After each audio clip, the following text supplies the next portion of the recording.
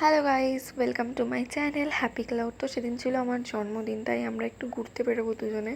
যাচ্ছিলাম হচ্ছে ভূতনাথ পুজো দিতে। আর মেট্রোতেই দিদিটার সাথে দেখা হয়েছিল, দিদিটা সত্যিই খুব ভালো। তো মেট্রো থেকে নেমে অটো করে আমরা ভূতনাথের দিকে চলে যাচ্ছিলাম। আর ভূতনাথে আজকে সেরকম ভিড় হয়নি, কারণ সোমবার বা শনিবার কিছুই ছিল না, আরতি হচ্ছিলো আবার। তো পুজো টুজো দিয়ে আবার বাড়ির দিকে চলে আসছিলাম। তো দেখো, খুব টায়ার্ড হয়ে গেছিলাম। আর মা সেদিনকে আমার পছন্দের খাবার বানিয়েছিল, ফ্রাইড রাইস আলুর দম, কারণ সেদিন নিরামিষ ছিল। তো তারপরে আবার কিছুক্ষণ রেস্ট নিয়ে রেডি হয়ে বেরিয়ে গেছিলাম। আর বাবাই সারাক্ষণ আমাকে জ্বালায় সত্যি।